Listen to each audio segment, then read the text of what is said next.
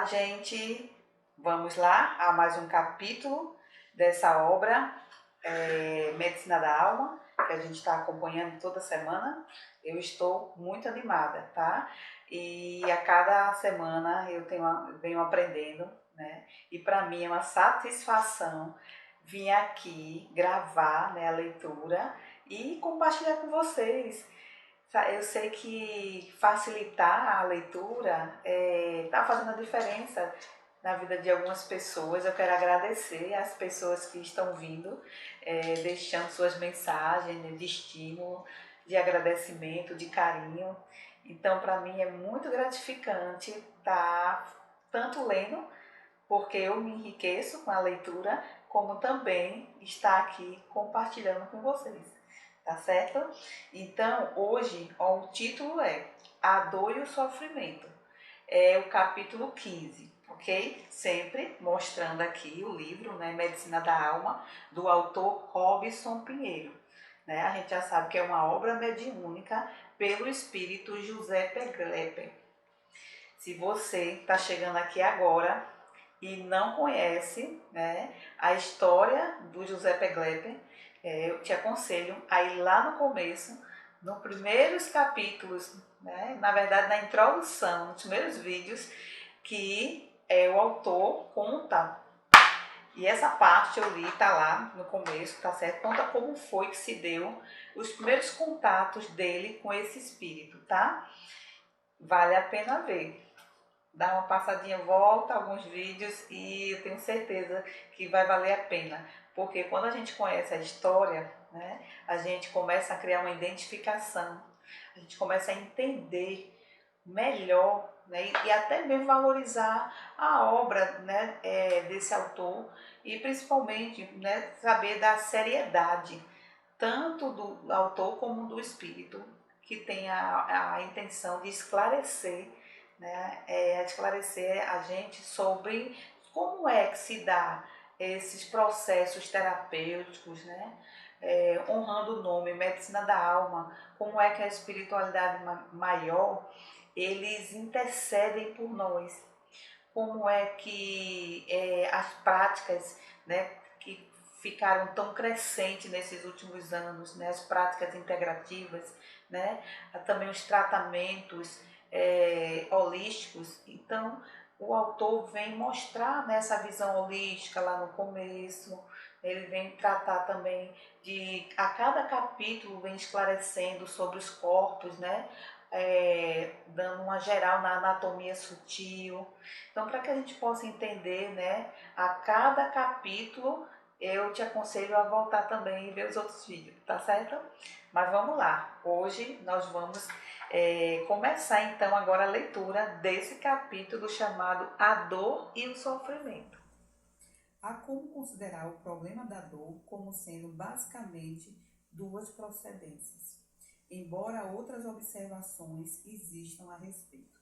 A primeira como sendo o resultado natural do processo evolutivo, toda vez que a consciência desperta para acesse, ela empreende esforços para deixar as formas ou expressões inferiores a que estava acostumada, em troca de outras mais elaboradas e sutis, o que lhe causa, naturalmente, o incômodo ou o constrangimento próprio da luta pela ascensão, o qual a humanidade se acostumou a chamar de sofrimento ou dor. Nessa classificação, podemos notar desde os esforços empreendidos pelo verme, que tenta a sua subida nas entranhas da terra, vencendo os obstáculos naturais, rumo aos raios solares que bafejam a superfície, até os esforços de meus irmãos por abandonar dificuldades íntimas nas várias manifestações do seu temperamento e de suas tendências, procurando melhorar-se, transformar-se conforme os ensinamentos do Evangelho Cósmico do Amor. Fato que lhe causa naturalmente o constrangimento do meio a que estavam acostumados, que igualmente denominam de dor moral. Essas formas de sofrimento e de dor são, na verdade, o resultado natural que se deve a todo progresso e ascensão. Daí o fato de se dizer que, em mundos semelhantes à Terra, a dor é característica evolutiva, pois, por enquanto, é indispensável ao progresso das criaturas. Contudo, existe outra espécie de sofrimento ou de dor, que, ao se expressar de forma física ou moral, quando bem compreendida e trabalhada, pode ser motivo de elevação ou, dependendo do posicionamento íntimo, torna-se razão de queda e estagnação na marcha ascensional do espírito. É a dor resgate.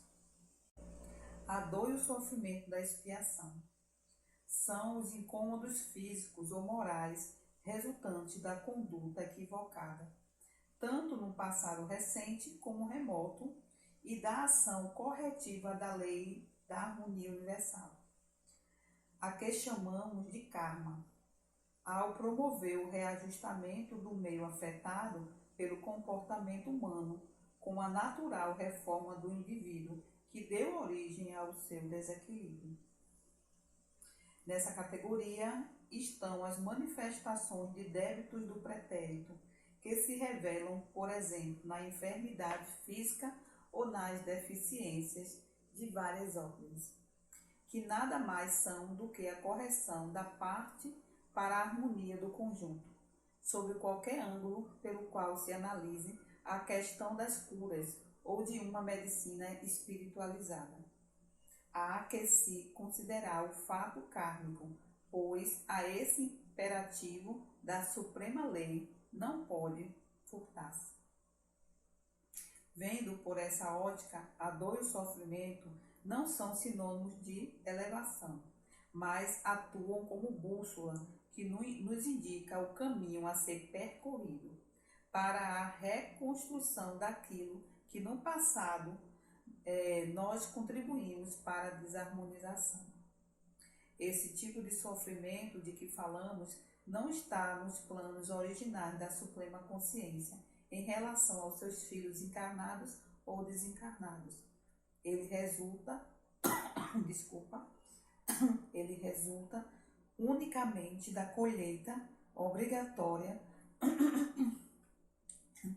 que a lei maior determina àqueles que semearam algo compatível ou semelhante à mesma dor. Nesse capítulo incômodo da problemática humana, podemos observar a ação retificadora da lei do karma ou a harmonia universal. É igualmente aí que encontramos a grande maioria dos conflitos humanos, como resultado de uma ação equivocada. São os grandes dramas vivenciados no palco da vida.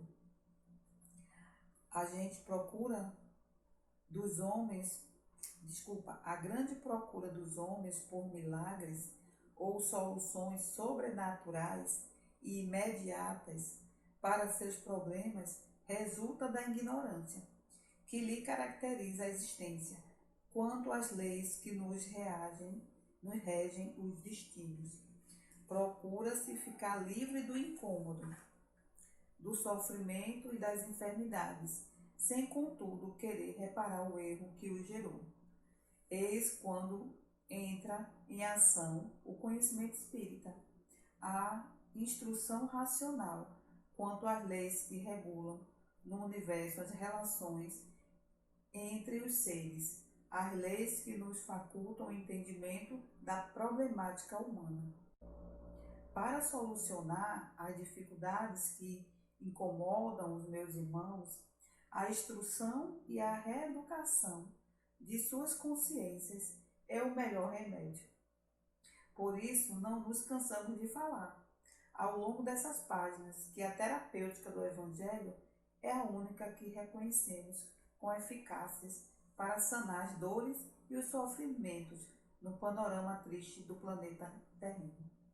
Pois que, pelos seus esclarecimentos sábios, o homem poderá desenvolver o equilíbrio entre a razão, o sentimento e a emoção, necessário à sua elevação no seio do cosmos.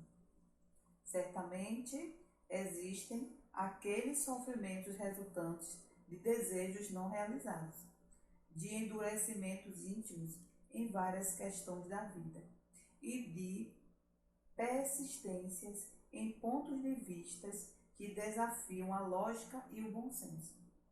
Mas aqui nos ocupamos apenas desses dois pontos essenciais, por guardarem mais relação com o conteúdo desta obra despretensiosa que ora ditamos.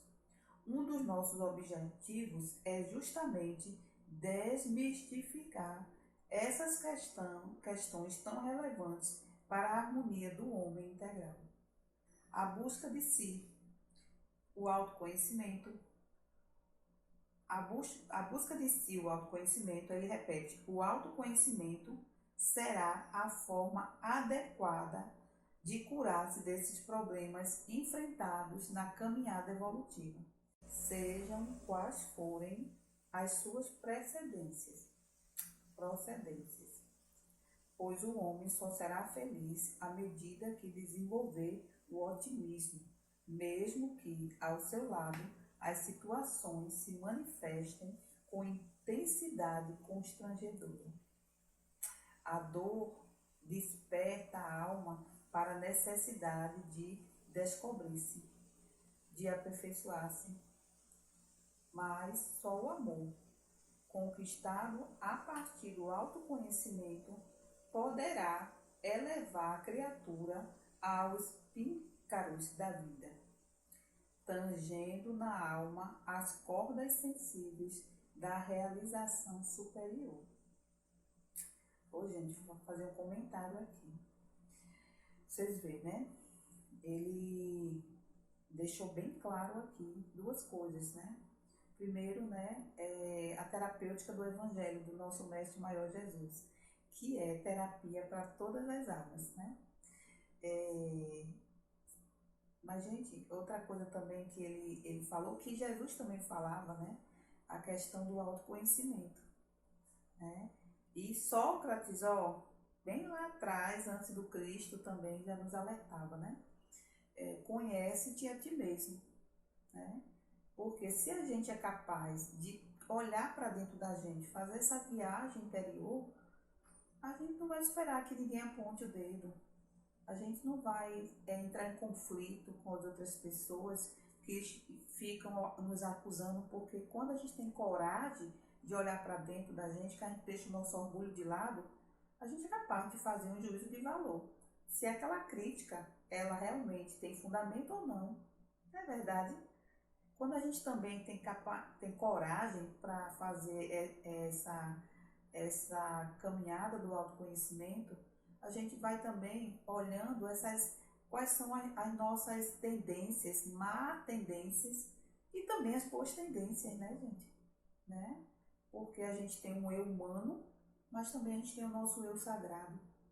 E aí é nessa caminhada, né, se elevando nosso eu sagrado, sem, claro, desprezar o nosso eu humano, porque o nosso eu humano é o que faz a gente evoluir. Mas a gente precisa ter essa coragem. E aí entra a função de um terapeuta. A função de um terapeuta sistêmico, integrativo, é exatamente essa. É ajudar o nosso interagente a olhar para si mesmo, né? A gente meio que entendeu errado essa máxima do Cristo, né? Amar o próximo sobre a si mesmo, né? Amar a Deus sobre todas as coisas. Olha aí que coisa linda. E quando a gente ama a Deus, a gente começa realmente a refletir sobre se Deus me ama, né? Se eu amo a Deus, né? Que é dono de tudo, que é o todo, a inteligência suprema. Então, o que eu precisar para a minha evolução, essa inteligência suprema, ela não vai deixar me faltar, não. Só o que é que a gente faz? A gente se pega ao pouco, a gente se pega aos nossos medos, a gente se pega à matriz, né? que faz com que a gente fique dentro de um campo que emana o que? Medo, né? Acusações, né? Competições, por aí vai, né? Mas aí olha a continuação da máxima, amar o próximo como a ti mesmo. Aí muitas vezes a gente fica só no amor ao próximo, não é verdade? Amar o próximo, só amar o próximo. Mas veja, você não vai amar bem o próximo se você não se amar. E, gente, isso para mim foi o maior ganho que eu tive dentro das terapias. Eu aprendi através das terapias, começando lá atrás pelo Reiki, né? A Reiki, a massoterapia, depois a formação holística de base, depois a PNL, né? Depois veio a aromaterapia e por aí vai, né? Mas o que foi que eu aprendi, somente com o Reiki? Que primeiro eu preciso investir em mim, tirar um tempo para mim. Porque se eu fico só fora, só fora, só fora, como é que fica a minha casa? Como é que fica esse templo sagrado, que é o veículo da minha evolução? Então, a gente, às vezes, eu percebo que a gente fica muito naquele de fazer pelo outro, ser bom pro outro, entendeu? Mas com o tempo eu percebi que quem se preocupa muito de ser bom pro outro e não respeita a si mesmo, ele está muito preocupado com o que os outros vão pensar. Ele está muito preocupado de responder a expectativa dos outros. Às vezes tem crenças limitantes aí, entendeu? Até mesmo, né, a gente sabe, de religiosidade, entendeu? Então, o autoconhecimento, e quando a gente faz esse autoconhecimento, né, respeitando, como ele disse aqui atrás, as leis divinas, e a gente aprende muito isso com o Evangelho de Nosso Senhor Jesus Cristo, né, nosso Mestre Maior, que ele pregava isso, ele sempre estava no meio do povo pregando, né, foi o que ele fez aqui nesse mundo, foi curar, mas ele sempre disse, né, a tua fé que te curou. Ou seja, ele devolvia para a pessoa a responsabilidade dela de querer ficar bom.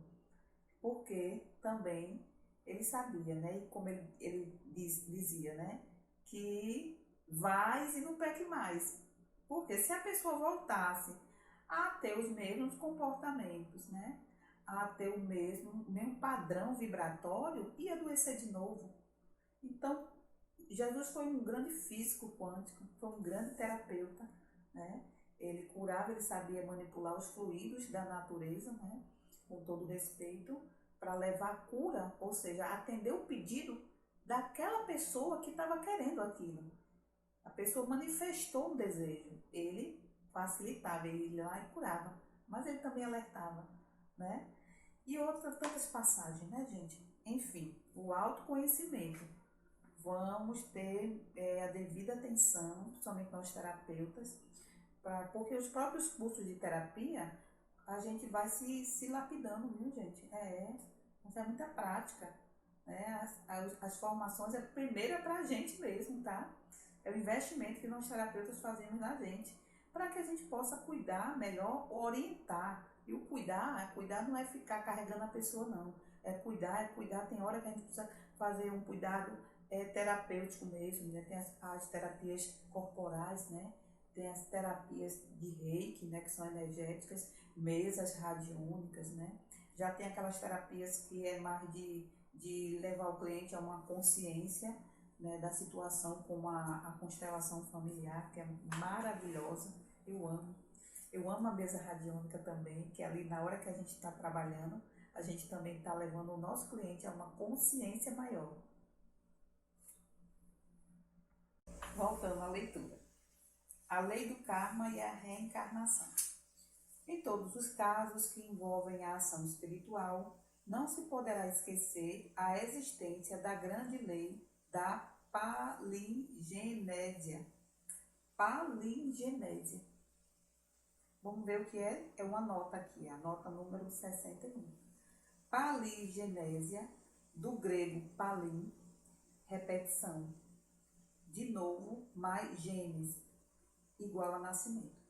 É sinônimo de reencarnação, ou seja, é o renascimento do indivíduo em vidas sucessivas. Ou seja, né, gente, a gente aprende repetindo,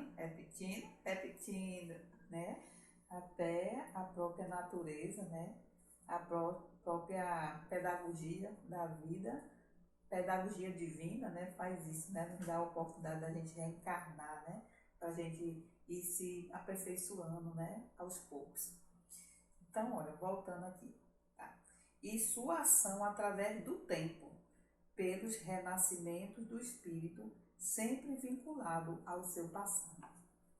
Todas as existências são solidárias entre si, e nada nem ninguém pode burlar o cumprimento das leis que regem os renascimentos dos seres. Deixa eu tomar só uma aguinha aqui, gente. Eu ainda estou me recuperando, porque eu tive gripada. Pronto. O elo entre as várias existências físicas é regido de forma inflexível pela lei do karma, ou em sentido mais genérico, a lei de ação e reação. O karma é a lei da harmonia universal, que determina a ação retificadora para o reajustamento adequado daquele que tentou desviar-se do grande plano cósmico. A ação do karma é sempre positiva, embora às vezes seja necessário recorrer aos mecanismos da dor e do sofrimento, a fim de despertar o indivíduo para a retomada do equilíbrio. Olha aqui, gente, a foto aqui, ó. Eu gosto desse livro também pelas ilustrações dele. Além dele ser capa dura, ainda tem as ilustrações. Você tá vendo aqui, vocês estão vendo aqui? Uma mulher, né, uma moça aqui orando. Aqui por trás dela, ó, a imagem, ó, do Cristo. Mostrando, né, quando a gente eleva nosso padrão vibratório, né, e a prece, né, o estado de prece é uma forma da gente elevar o nosso padrão vibratório. Então, quando a gente eleva esse padrão, a gente é assessorado, né, pelo nosso anjo da guarda, por espíritos amigos, às vezes espíritos familiares, e também por mentores, né, e até o próprio Cristo, né. Aqui do plano espiritual tem uma falange, né, de irmãos que trabalham para o Cristo e que servem a Deus. Então aqui, ó, uma notazinha aqui, ó, na verdade uma frase. A prece, momento de sintonia com as forças superiores do bem e da luz. Então, ó, deixar aqui, vamos continuar a leitura, passando aqui essa parte. Quando em alguma parte do cosmos algo foge aos padrões eternos do bem e da ordem, a lei do karma entra em ação para promover o retorno da parte afetada à harmonia do conjunto. Eis que o retorno, o reajuste dessa parte, ao sofrer a interferência da lei, poderá provocar os incômodos naturais, devido à situação crítica em que o espírito se encontra, gerando-lhe dor e sofrimento. Essa dor, que algumas vezes poderá se traduzir em enfermidades, só cessará quando a consciência estiver reajustada ao ditame sublime da lei cósmica. Oh, meu Deus, nós seres humanos. Ai, ai. Sempre, né? A gente passa pela dor, né, gente? Nem que seja a dor da consciência, né? Chamada dor moral, né? E às vezes, como ele diz aqui, se manifesta na dor física para poder a gente poder acordar, né? Despertar, né? Para uma nova consciência. Ai, só que é ruim, né? Sofrer. E quando a gente vê um ente querido da gente sofrendo, a gente sofre também. Mas a gente começa a entender que a doença, né? A dor, o sofrimento, ela nos leva para outro padrão de consciência. Então, é claro que a gente vai fazer de tudo para poder aliviar a dor, tanto nossa, né, que está dentro da lei de conservação, como das pessoas que a gente ama ou que a gente cuida, né, enquanto profissional. Mas nunca deixar de tirar o aprendizado, né, o aprendizado daquele sofrimento. E se perguntar, né, perguntar à sua consciência, né, o que eu posso fazer, né, para transformar essa dor em capacidade, em força, em atitude, né, em forças humanitárias, né? O que é que eu posso fazer para transformar essa dor em mais conhecimento, mais consciência, né? E como essa dor está me ensinando a cumprir o meu propósito de vida. E com certeza, quando a gente interroga a consciência, a gente vai encontrar essa resposta, né? Se não conseguir, procura um terapeuta. O terapeuta vai te ajudar. Então, continuando aqui, ó. É bom esclarecer aqueles que procuram as intervenções dos companheiros domiciliados do mundo maior quanto às suas necessidades de reajuste moral, a fim de que cesse forças coercivas da lei. Nada poderá ajudar mais nesses casos que o esclarecimento das consciências. Olha para aqui. Quanto às suas responsabilidades e sua realidade espiritual. Qualquer promessa de cura ou melhora soará falsa, de vez que os companheiros espirituais, conhecedores dos seus mecanismos da lei divina, poderão derrogar seus estatutos eternos, não poderão derrogar seus estatutos eternos, nem impedir que o transgressor do passado seja recambiado ao caminho do bem e da equidade. Ou seja, estamos todos nos autoeducando, né? E os nossos mentores, né? Aqueles orientadores, tanto os profissionais de desenvolvimento humano, como também os nossos mentores espirituais, né? Sabem disso, né? Não existe esse negócio de querer, vamos fazer aqui uma terapia para você ficar 100%, ficar curado. Isso pode acontecer, gente, uma orientação na naturologia clínica. Claro, a gente tem os problemas físicos, né? Então, a parte física, né, claro, né, que as terapias, né, elas ajudam, né, vou chamar assim, a dar mais alívio, tanto a dor física, né, que a gente sabe que as terapias são complementares, né, trabalham junto com a medicina, né.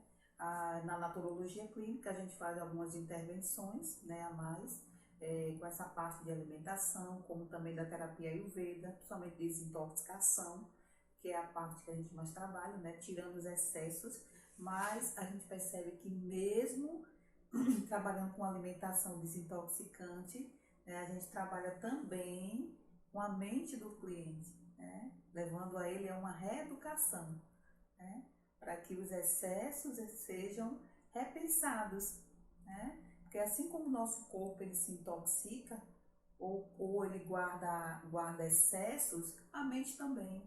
A mente, ela uma hora vai dar um pane, né? Então, a desintoxicação, ela se dá, né, com a naturologia clínica, como também na medicina Ayurveda, ela se dá de uma forma integrativa, né? Mas a gente sempre tem esse cuidado, né? De levar o nosso cliente a acompanhá-lo, na verdade, a um estado de consciência, né? Se perguntando o que é que isso quer me ensinar, né? Por que que eu estou passando por isso e o que é que o meu corpo ou a minha mente, com esse pane ou esse adoecimento, está querendo me ensinar, está querendo me dizer, né? E ali, confortavelmente, né? A cada sessão a gente vai acompanhando esse desenvolvimento, tanto da consciência como o reequilíbrio, né? A homeostasia da saúde desse cliente, né? Vamos então continuar aqui onde parei. Nesses casos em que a Suprema Lei estiver interferindo para o benefício do indivíduo, a dor será o processo de reajuste necessário, e nem mesmo a interferência de amigos espirituais poderá eximir os meus irmãos de pagarem pelo processo natural.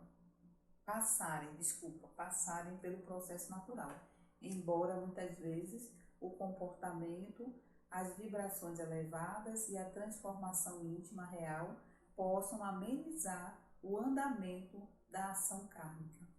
Até porque, nesse exato momento, esses mesmos irmãos da vida maior poderão interceder ante os imortais que coordenaram nosso destino a fim de amenizar a prova.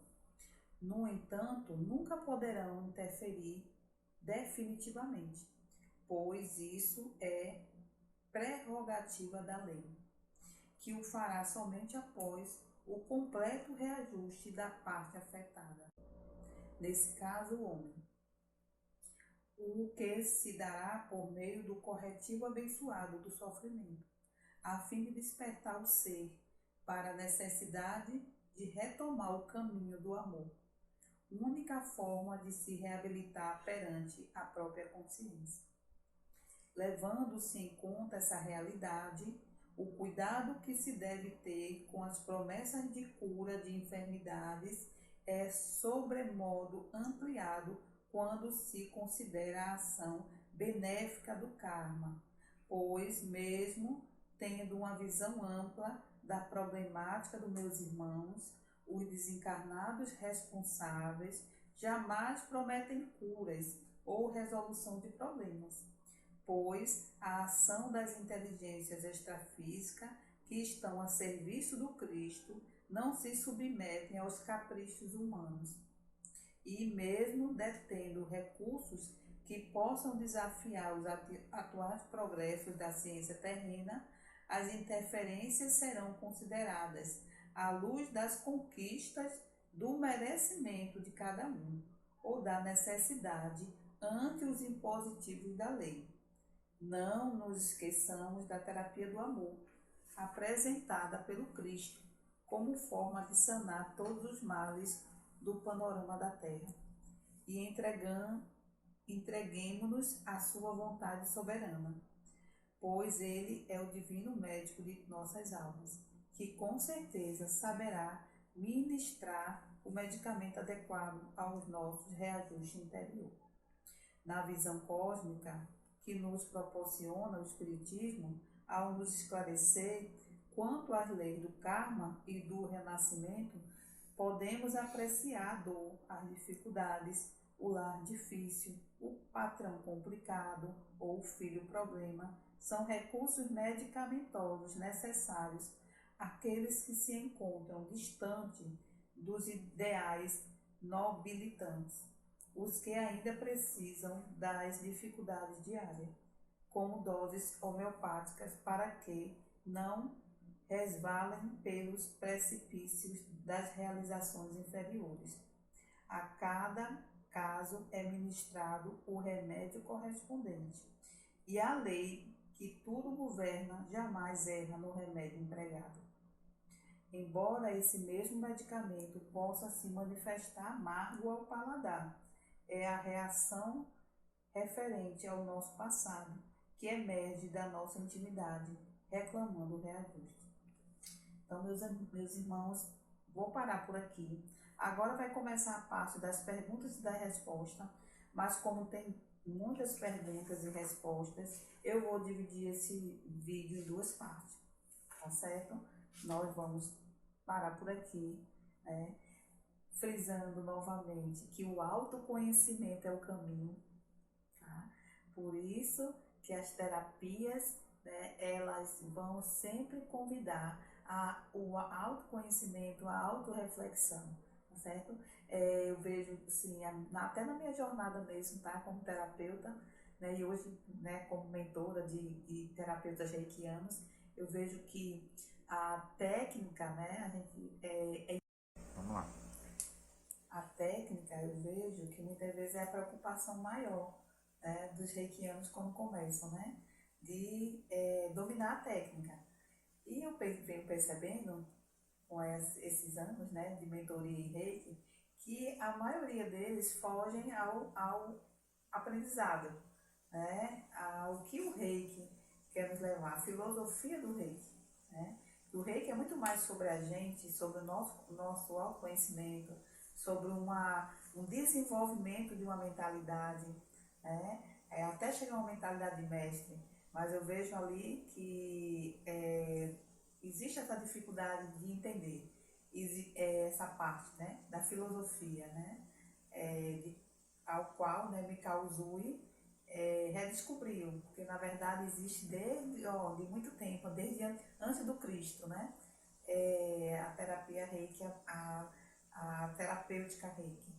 E que o grande propósito é esse, é a mudança de mentalidade do reikiano, da pessoa que começa do nível 1 e quando chega ao nível de professor já está com uma mentalidade totalmente diferente. Mas a preocupação de dominar apenas a técnica e receber o certificado faz com que muitos dos reikianos se percam no caminho, né? Eles não têm a devida paciência. Eu acredito que acontece também com outras formações, né? Então é isso, meus amores, vou encerrar por aqui, agradecendo primeiramente a Deus, ao Deus da vida, né? Essa inteligência maior, né? Para que a gente possa se unir ao todo, que é essa inteligência divina, e que nossas mentes, né, se expandam, né? E contando sempre com a força, né? E a dedicação da espiritualidade de luz nas nossas vidas, tá bom? Então até a próxima semana com mais um vídeo. E dá seu like. Já deu? Não? Pois dá o like agora. E outra coisa, se inscreve aqui no canal, né? Se inscreve, porque isso também vai estar ajudando a criação do canal. E também compartilha com outras pessoas que querem também absorver conhecimentos como esse, né? Não é tão bom a gente expandir a nossa mente, é isso? Como de Aster, né? A mente que se expande, jamais ela voltará ao tamanho original. Então, vamos crescer juntos, tá certo? Já me segue no Instagram? Ainda não? Pois vou deixar aqui o meu Instagram, para que a gente também possa ser amigos lá na página Instagram, tá bom? Então, até a próxima semana, meus queridos, minhas queridas, né? Em nome de Deus, se Deus permitir. Tchau.